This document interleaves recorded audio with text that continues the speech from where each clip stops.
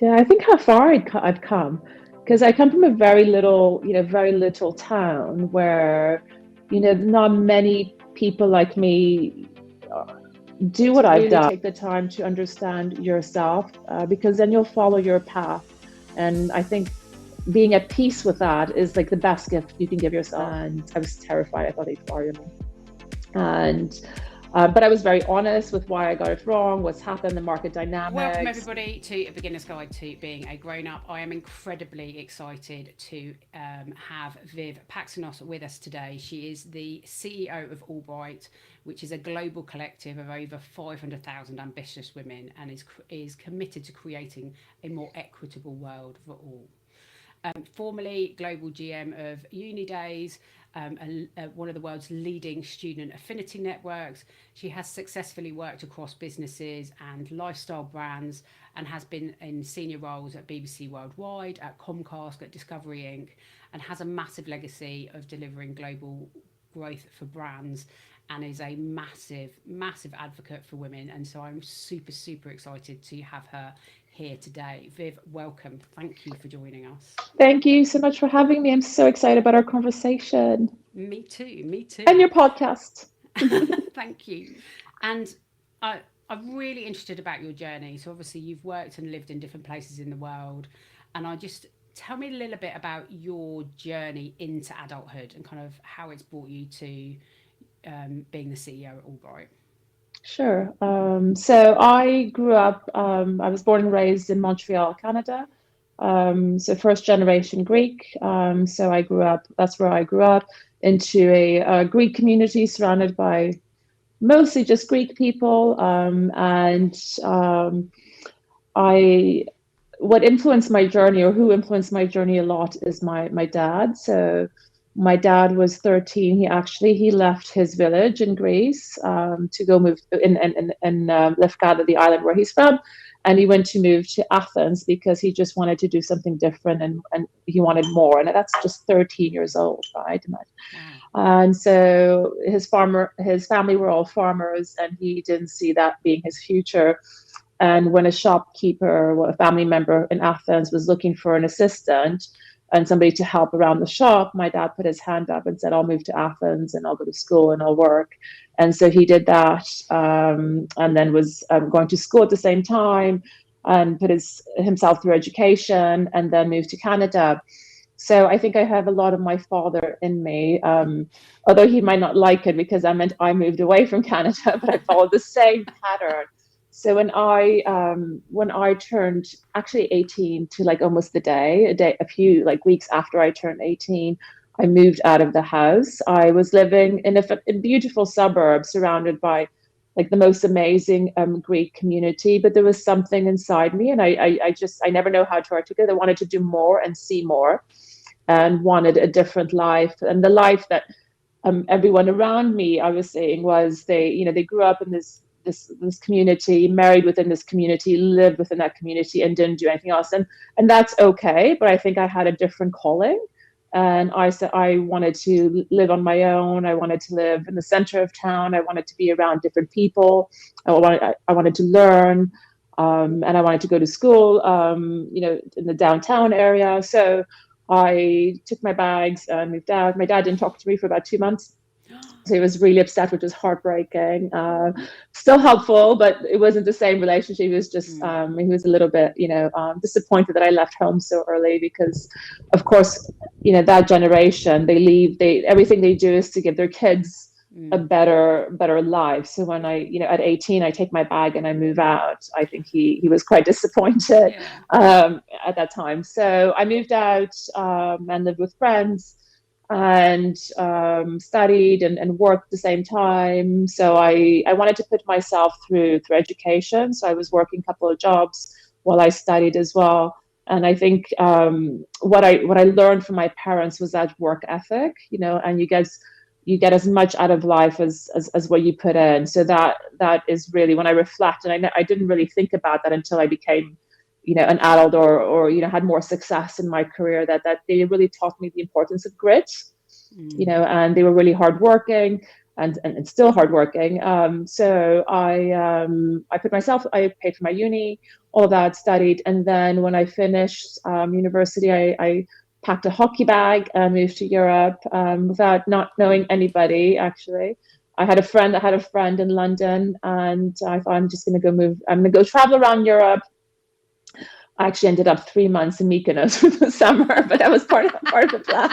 But that was like before, proper adulthood. I just had fun working there in the summer, and then Absolutely. decided I'm going to go live in London and base myself in London, and just started from scratch and build my career there. When in Montreal, I was working for a photography agency where I represented some really amazing photographers, specifically in the fashion industry. So I thought the most natural thing for me to do was to just continue that path.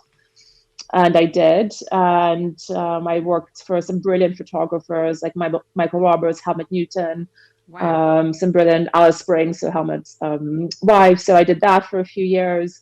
And then I saw an ad in a magazine and a newspaper, like you used to do in like the old days. And I applied for it, and it was an ad to work for MTV.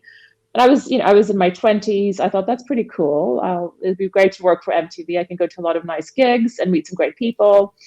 And I remember the interview as if it was yesterday. The person who was supposed to interview me got called in sick, so I got interviewed by one of the more senior people on the team, and he hired me on the spot. And Oh, then wow. I worked with him for 13 years across different media companies. So every time I stayed with him for about 5 years at MTV Viacom, and we did some great work. And then when he moved on to a different role, 6 months later, I'd move and join. And then 6 months later, when he moved on, so we worked together across three businesses. And then it came a point where, I felt I needed to do and work with somebody different. And he's still a very great friend and mentor and a coach and all of that.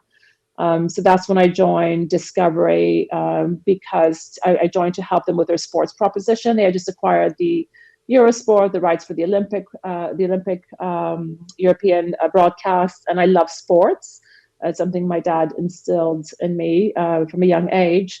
So I did that, and that was working for big corporates. That at the time it felt I'm quite entrepreneurial, and I have quite an entrepreneurial mindset. And in the time, I thought, oh, there's so much red tape. I'm not getting things done. But I actually learned about how to get things done properly, which was really Yeah. important later in my career, right? And now I value that experience. So I went from large corporates to then I decided I really wanted to shift industry. I didn't want to be siloed in one sector. Nothing wrong with it, but I just felt it was time for me to learn. And I wanted to get into tech because all of my clients, my partners were talking about tech. And so then I went to work for a company called UNiDAYS. So I was running that globally and scaled that fairly quickly from 7 to 20 million users. And I learned so much. And I had the most brilliant team.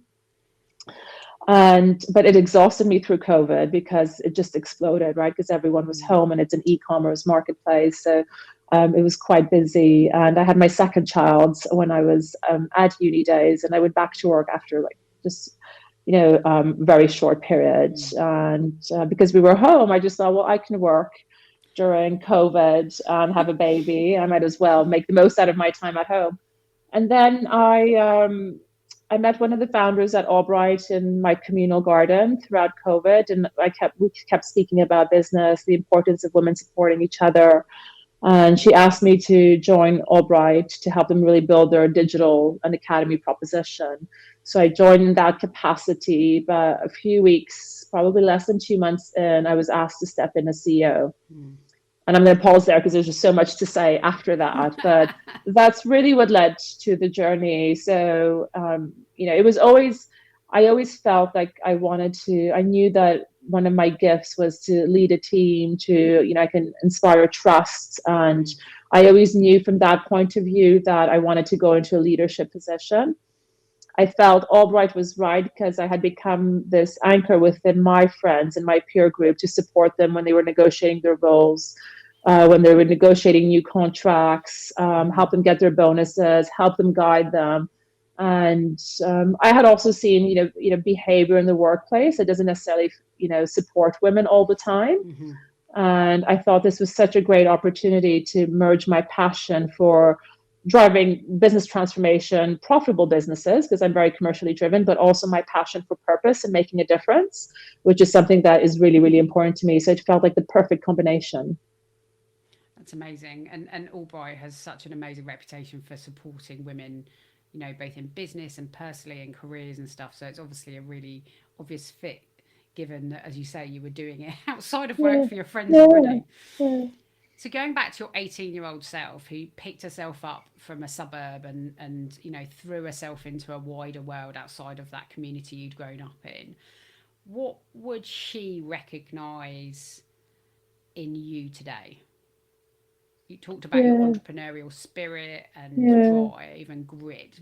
What would she recognize if It's she such a looked great into you? question. I think she'd recognize my curiosity, right? Always wanting to learn more. It's not necessarily about doing more, but always wanting to learn. And I'm just naturally very, very curious and ask a lot of questions. As you know, I'm always wanting to get to know people, learning about other sectors. So she recognized that I guess my desire for learning and curiosity, which means my desire for growth. Mm-hmm. I think she'd recognize that I always want to grow, and I think that's probably been a thread throughout my entire life, and that just gives me joy, right? And it gave me joy when I was young. It gives me joy now.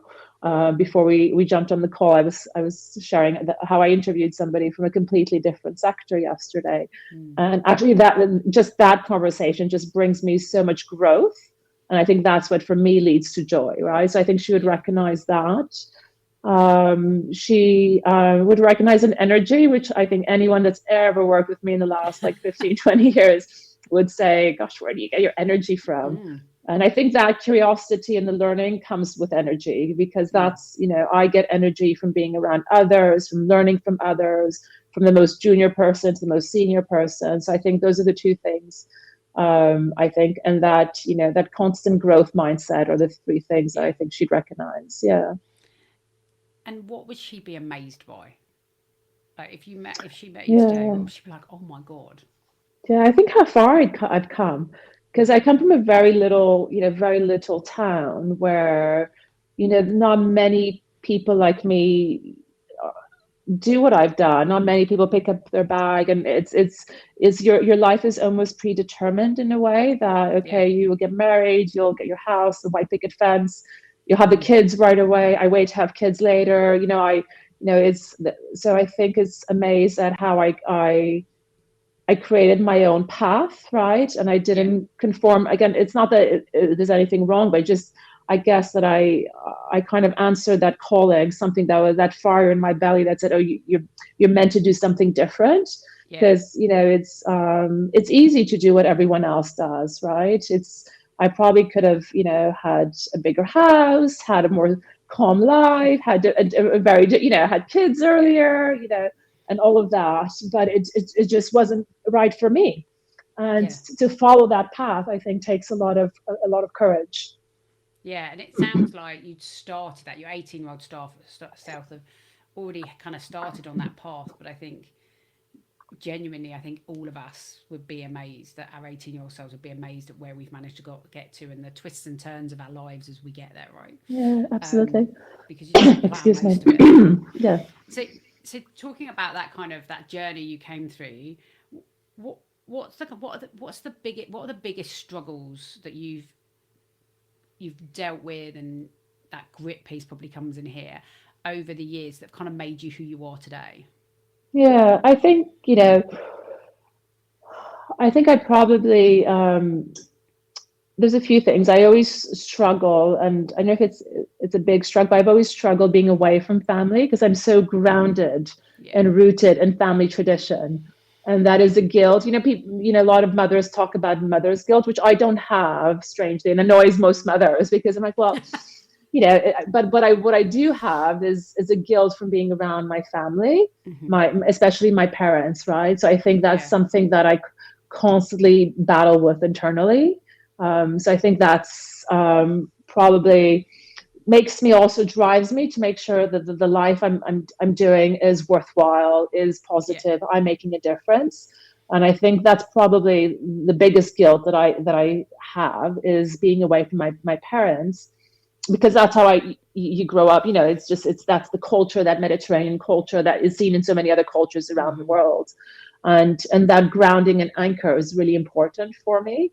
So I think that's really shaped who I am, and I try to instill that in my children. They see their grandparents and their family probably every 3 to 4 months, which is really tricky when you live in different continents. But I make sure they do. I think there's been, career struggles, which, are not unique to me, but everyone goes through them. I've been made redundant from roles that I've loved. I've had difficulties with, line managers and bosses that completely threw me off and destabilized me in ways that, I've had a line manager that was just didn't think I was right for my role after even performing so well, and was telling everyone this and was really, really hard on me. And that's heartbreaking, right? Because you're like, look at the data, and just sometimes you don't get along with people, or somebody has a specific, agenda against you. And that was probably one of the moments in my career that threw me off the most. And because even though it's not about you, you can't help it. You're human, right? You reflect and you think, and you have to pick yourself up. And I think, especially as women, a lot of us have faced those challenges in the place, perhaps with male or female counterparts, right? So I think that there was a particular situation in the workplace that was really, really tough on me, and questioned, you question your skills, you question your intelligence, all of that. And you almost have to go through this, you have to grieve it, and then you kind of go up and down, right? It's a whole process, and then you have to get support. And even though I know, because that's what I speak to about women in our community, even though we all know that it's part of your learning and it's part of your journey, it doesn't make it easier, right? And it's just, so I think there's been a few moments like that in my career. There was a moment when I was at one of the media companies that I made this big business pitch to the CEO to launch into a new market, and I got the backing from the executive team. And then there was a lot of it was to launch in the Middle East, and there was a lot of challenges in the Middle East, and we had already spent so much money in launching, and I got my numbers and my forecast wrong. So then I had to go back to that board and just say, look, I've got it wrong. And I was terrified. I thought they'd fire me. And but I was very honest with why I got it wrong, what's happened, the market dynamics. And the CEO was brilliant. He's like, well, we tried, and that's great. And I want you to always bring projects like that to me. So there's been some really high moments like that, which in my head I thought were going to be disastrous. And because we live so much in our head, we think about what might happen versus what's actually happening. I think coming to London with just a backpack was also really tough, because you got to make it work. I mean, I can always go back home, but you just have to make it work. You have no choice. And I think that taught me a lot about resilience. Being made redundant, being pushed out of a company builds that resilience as well, right? Being pushed out when you don't want to leave teaches you about character, and you become more confident in who you are once you come out of that process, right? Once you pick yourself up. But I think these are the moments when you go through that challenge, whether it's in the workplace or personally, that really shape who you are. But they're so tough when you go through it. But I know it's part of, everyone goes through it, right? Yeah, I think, as you say, that kind of feeling of rejection when you get made redundant, or when someone clearly doesn't get your value, even if you feel you're adding value. So it probably goes back again to what you're saying about grit, and your, how you grew up and what you learned from your family. When you got made redundant, or when you were having that challenge with a boss, how did you approach managing through that roller coaster of kind of rejection? I think there was a period where I was just on the sofa thinking, I can't believe it. Right. And I'm so, like, I'm really honest about that, because, I don't magically say it happens and that's it. I'm super strong and that's great. I'm, that this is an opportunity to shift life right away. I get there eventually, but it is a journey. So at first it is a period of a couple of weeks, I think, a few weeks of on the sofa, just feeling sorry and just saying, I can't believe it. And then when you speak more to, I think this is where having a good network and having people, friends around you, and pulling them in to support you, which I do more now. And when I was younger, I didn't as much because I almost felt a bit of shame or embarrassed that happened. Oh my God, I was made redundant. What does that mean about me? Or I was pushed out by a boss, which I couldn't believe happened. You feel a little bit embarrassed, right? And you feel like, and I like to talk about it because it's so important women not to feel that shame, right? That it does happen. So once I got through that period, I then pull people who are around me and support me, and then I slowly start to make that plan. I think you feel the most anxious and stressed when you're not in control of a plan. So once I get my friends and people in the industry who support me, and I talk to them about it, and it normalizes it, and they'll tell you, oh, I have as well. And now when people come to me, and they've been made redundant, I do so much to try and support them, because it is a hard thing sometimes to talk about, right? Because we're all proud of what we do, and work is such a big part of who we are, right? But I'm lucky to have a great family and friends, and they help pick me up, really. And then there comes a point where that's when my grit and my resilience comes through and say, right, Viv, you need to keep going, right? It's not the end. And then I spend time, make sure I go out to my network, speak to people, recruiters, and find my way. And I think it's when I start to embrace it as an opportunity to then things fall in place, when I became okay with it. But I think you have to get to the point where it's like grieving a loss, and then you become okay with it, and then you put a plan in place. And I think you're so right. It's so important we talk about that, because I think one of the things that I reflect on, and part of the reason for the podcast, is when you see successful people, I think it's easy to assume that they haven't been through that, and easy to assume that actually, everything they've done has been successful. They've never had to walk into the office of the boss and go, do you know what, we spent all this money and it hasn't worked. But actually, it's part of that learning experience. Yeah, And yeah, you're right, as younger women, we probably don't talk about it as much. And I think as we get older, we get much more confident and comfortable in ourselves. Maybe comfortable is the better word. And we just think, do you know what, this is really important to talk about. yeah. So, And mostly that, like, it's not something to be embarrassed of. It's no. rarely you, it's the company, it's things that are beyond your control. Yeah. And I've learned that as I've gotten older, and have some good like mind hacks and mindset. Your mindset evolves, right? And the Yeah. more you go through the challenges, that's what builds the resilience. So now I know, okay, it's not me, it's things that are outside of my Yeah. control. Yeah, Yeah. And maybe better things to come. That's why I always think to is, exactly.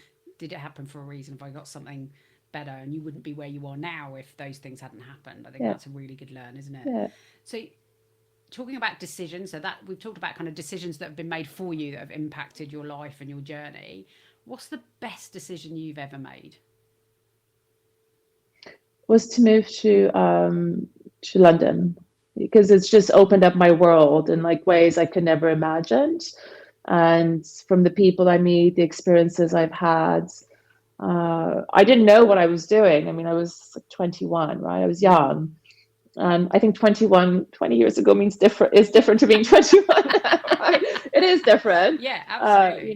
It's just we didn't have as much access to content and so on 20 No. years ago. So I think that was definitely the best decision, and following my gut about, okay, there's something more for me. I'm destined to do more.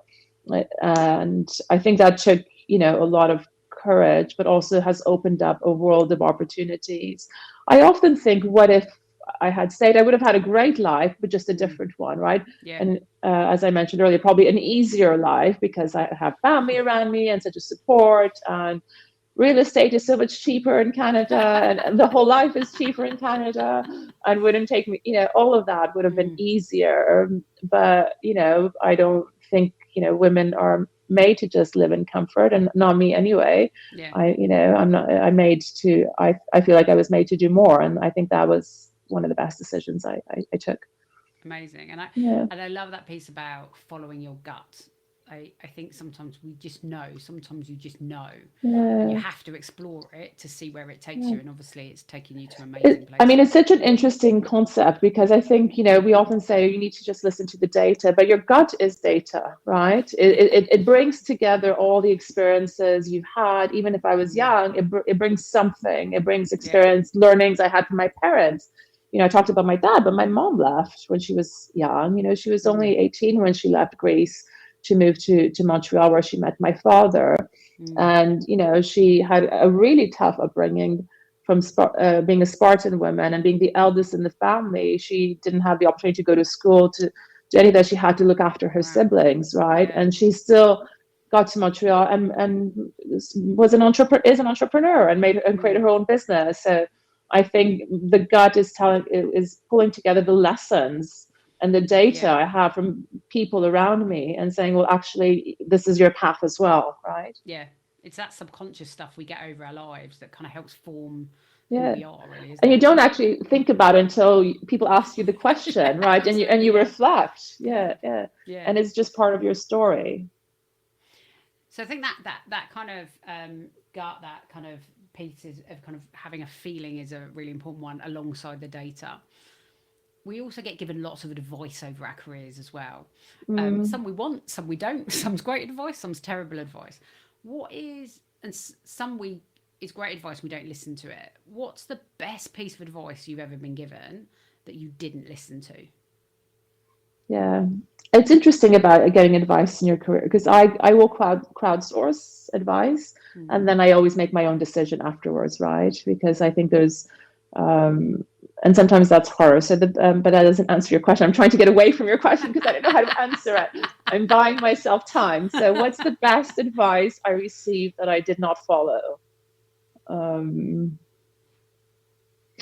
I don't know. I mean, I did receive some advice about, when I was going through a challenge to just, work through it and not leave. And, it's just part of the workplace and you just need to get on with it.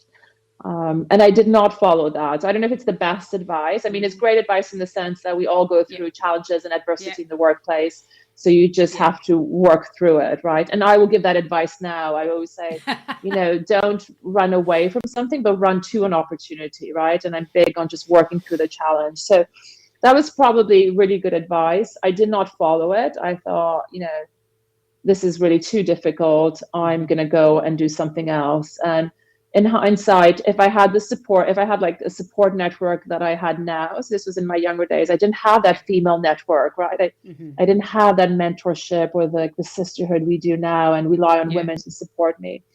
I probably would have been somewhere more senior in the organization, right? In a big corporate, because you have to Mm. be there for a very long time to rise. But in a way, I'm so pleased I didn't take that advice Yeah. because it's led me to Absolutely. another Yeah. path, right? Yeah. Does that make sense? No, it makes complete sense. I think Yeah, it's really hard when you get advice that makes sense to yeah, follow and follow your own path. yeah, But yeah, from talking to you and listening about your story, following your own path is something that's clearly very inherent. As you said, yeah, yeah, take a wealth of advice from other people and then make your own decision. yeah. So I I think mean, that's I really remember being interesting. told by my somebody that was very close to me that I trusted, just don't go, just stay, just work through it. Mm. And I was like, fuck, oh, sorry, I don't know if I can swear. I thought, fuck it. I'm just gonna go, right? I'm just gonna go. We'll put a little You explicit put on a you. blip Fine. over it. So I was just like, it doesn't feel right. I'm gonna go, and I'm just this is not right for me. So Yeah. again, I would have had a different path and Mm. probably been Yeah. a very senior exec in that large corporate, but it didn't feel right. Which Yeah. in a way, there's no, I've come to I find a lot of comfort in knowing that every decision is the right decision at that time, right?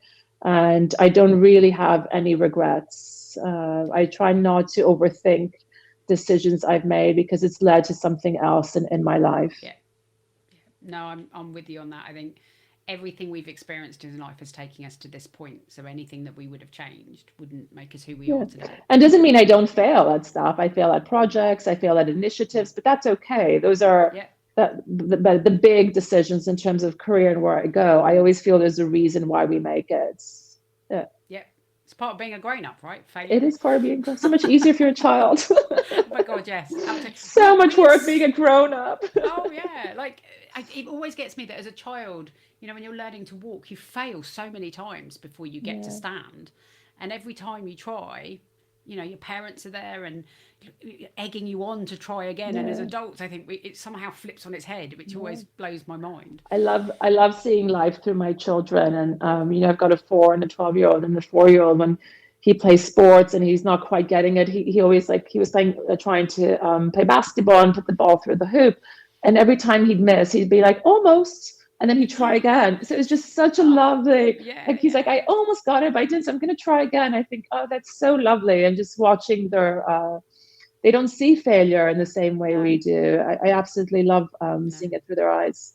I love that almost, and Yeah. such a joyous as well. Yes, yeah. And he And we laughs all get about it. the Yeah, optimism. I love it. yeah, yeah. That takes us to my final question, really perfectly actually, which is, as I interview amazing people and I listen to their stories and the things that they've learned about being a grown up, is thinking about the things that we wish we'd known. So Mm, what is, if we made a book of the beginner's guide to being a grown up, what's the one thing you would put in there? What one nugget would you put yeah. into the beginner's guide to being a grown up? Put the time and the work to understand who you are. Love it. And I'll explain if we have time. Yeah, definitely. I get, as you know, Sam, I get to meet and interview so many brilliant people in my career, from like heads of states to CEOs, and everything I've learned from them has always come down to knowing who you are. And and for me as well, I've done a lot of work, probably only in the last few years, I'd say the last 4 or 5 years, to really understand who am I, what's important to me, my values, what I say yes to. Everything comes back to what I say no to. And once you really know who you are, I probably knew who I was, but didn't do all that intentional work on really defining it. And you say no to more things, you back yourself all the time. Mm-hmm. And it Yeah. gives you that inner resilience to deal with things. And, I've nurtured that, particularly over the last 3 years, where I took on a business that had challenges post COVID and so on. And meeting so many people, which is where I've learned so much about the importance of connecting with who I am, and I place that as a number. It fuels your health, it fuels your like your performance in the workplace, your personal relationships, and it's hard to do that work because you have to face yourself, and you Mm. have to face and be honest with yourself. And I got support to be able to do that work, but I took a lot of time to do it. And then an energy, I think, flows through, right? And an energy comes through you when you are comfortable with who you are. And if I can do one thing to inspire women, or everyone, but is to do that work earlier, to Yeah. really take the time to understand yourself, because then you'll follow your path. And I think being at peace with that is like the best gift you can give yourself. Yeah. I love that kind of taking the time to know yourself and Yeah, set your boundaries and know what you're about. I think that you're yeah, right, and it's so important, and it's yeah, something I think we don't prioritize, yeah, especially as women. yeah. That's amazing. Thank you, Viv. Thank you so much for taking the time today. It's been Um, fascinating listening to your story, and I know you'll have given some people who are listening some amazing nuggets. So thank you so much for coming on the Beginner's Guide to Being a Grown Up, and sharing your story with us. Thank you so much for having me. I loved our conversation. Me too. Mhm. Thank you for listening to this episode of A Beginner's Guide to Being a Grown Up. If you enjoyed it, please like, follow and subscribe wherever you get your podcasts. If there's someone who inspires you that you'd like me to interview, you can find me on LinkedIn, Instagram and TikTok. In the meantime, enjoy being a grown up.